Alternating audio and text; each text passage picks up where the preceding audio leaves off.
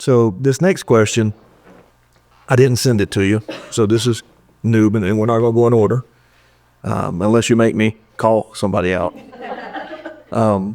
This question is basically, I'd like to have your two priorities, 1 and 2, of things that the commissioners should do. Me as a commissioner, the commission that's behind me, what should they be thinking of when they think of your department, and what would you like for them to do for your department? Okay. Now, this is not just my department. Well, I want you to be selfish. I will. Okay. I will. But this includes everybody that's sitting here and the ones that weren't able to be here. Yeah. But I think one of the biggest problems that we have is that people grow up, they leave. And we would like to see community, developing and working with these other departments. What can we offer to either bring people here or keep people here? Because we have a wonderful community. We do. But if a child or someone finishing school doesn't have somewhere to work or whatever, so what the Veteran Services would like to see is bringing in more veterans and letting them know what is available at the library, or how they can get somewhere with transit, and what the health department can do to keep them, at optimal health. And we would like to see, that, just a budding community that would keep people here. And I know that has a lot to do with economic development, but it also has a lot to do with us working together with all of these other entities in the county to making this the place to be.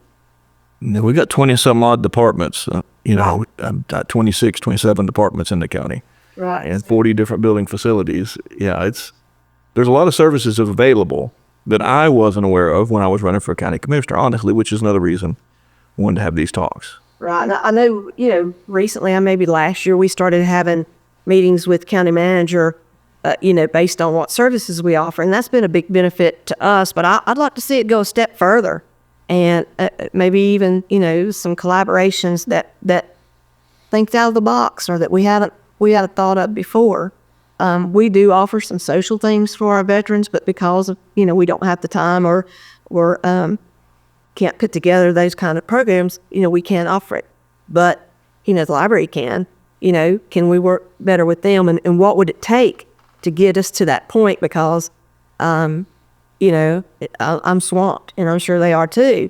But so that was one thing, and that would include our veterans. And then I would like to see, the county commissioners make considerations. What can we do? What could we offer veterans to get them here? And an example of that is, if you'll look back when COVID hit and a lot of the county was out of work, people didn't work, but that VA money kept coming in.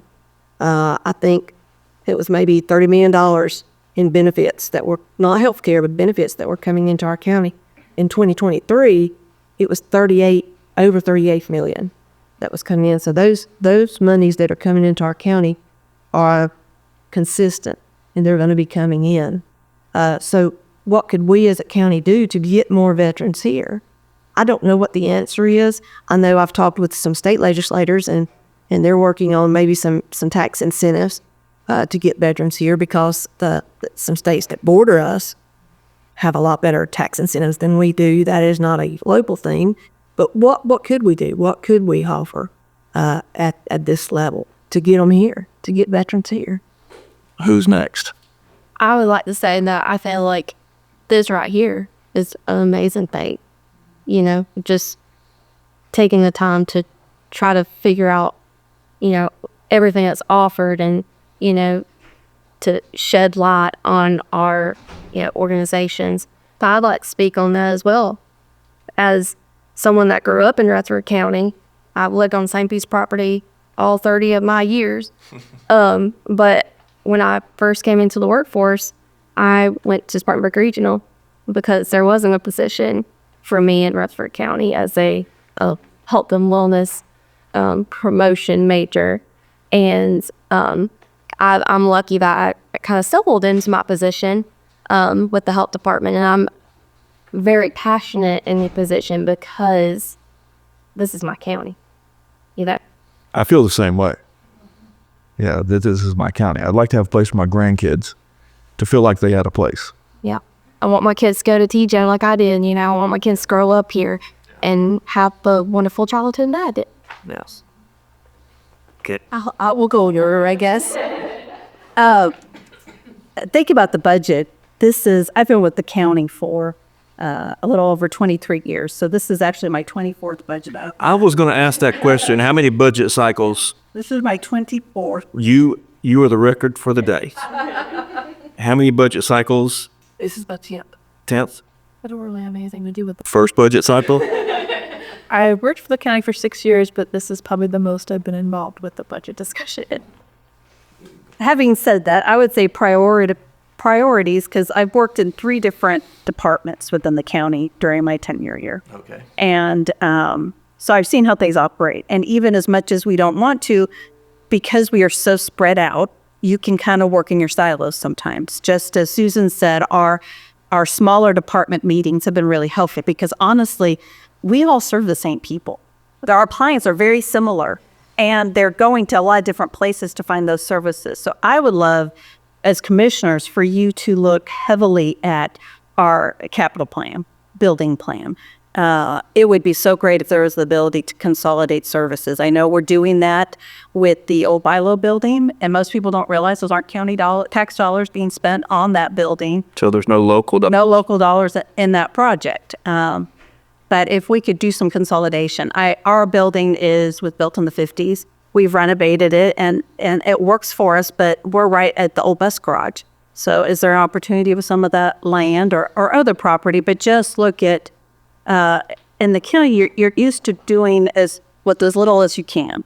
I said this is my 24th budget. Every year for 24 years, I've been told, don't ask for more in your operating than you had last year. Never has there ever been, give us your wish list, you know? And so we are I think people think there's waste in local government. And at least in my experience, I've never seen that. We run really, really efficiently. As I said, I like to run it like a business. And be good stewards of our county tax dollars in any way that we do that. So that's my effort too, and transparency in how the dollars are spent. Absolutely. So from a capital plan standpoint, there's a lot of other things that happen and other funds the county spends on capital projects outside of departments themselves. So I think sometimes you feel a little forgotten on resources. And if you could consolidate and make it easier for citizens to access and know what the services are, plus it's easier to be aware of what the health department is doing if we're really close to them and, down the hall or the next floor or whatever, to say, hey, you should go here and let me walk you down the hall to the health department and let's see if they have services that may be able to help you in this particular area. And it's easier just to entice them in because they walk past your door. They do. Yeah, they do. Some people just don't know what we do. The other thing would be, again, if we can look at wages across the board for the county government. A lot of entities or private businesses do guarantee just your cost of living every year. And we've been through furlough days, no increase, minimal increase, 0.5% increase, very little. And that puts us behind our competitors when we're trying to recruit. And you've got a lot of really faithful county employees who stick it out for 23 years because we love what we do. We love serving the citizens, but to make sure that it is livable wages that people can actually live in Rutherford County and stay with us. So we reduce that turnover rate. Okay, so we saved you. Oh, great. Speaking about consolidating the buildings, as she said, the old Bilo building is going to be 4 different departments. So Susan, yes, I am absolutely happy to work out some kind of veterans program at the library. Wonderful. Oh yeah, let's all. Yes, I will bring up to you. Yeah. Absolutely. And I see you guys post things sometimes like, hey, check out this program in the library. We'll take you there. Right. I think that's great. That's exactly the kind of things we need to be doing. We worked with the health department. Helene didn't let us. We tried it with the health department with a child like car seat safety inspection. So yes, absolutely. Collaboration is so important. So reeling myself back in. The things I want like commissioners and the county to focus on when we're going over this budget. The commissioners, the goal is about like communities thriving and improving quality of life. And I love the library. I love the library, but I don't want to place this over one department. I don't want to place transit over any other department. I just think it's really important to. I told you to be selfish. I know, but no, that's not what libraries are about. Here for everybody. I just think it's important that like the thriving, the quality of life. Yes, the basics are very important. You know, obviously, education and crime, things like that, very, very important. But truly thriving, truly quality of life, you do have all these other smaller programs. I don't want to say just the arts, because then that it's being selfish, but like all those little things, in the sense of community. These I'm picking on you, Susan. These gatherings you do have for the veterans, the coffee talks. That sense of community, especially among veterans, is so important. And that's kind of the same thing we try to do with the library. Is like sense of community, a place you can be where you don't have to spend money, you can just be there. And our return. I like the idea of coffee talks. Yes, they do that. That's the veterans that, yes. And that's when we try to promote it. Yes, so I'll make a plug here.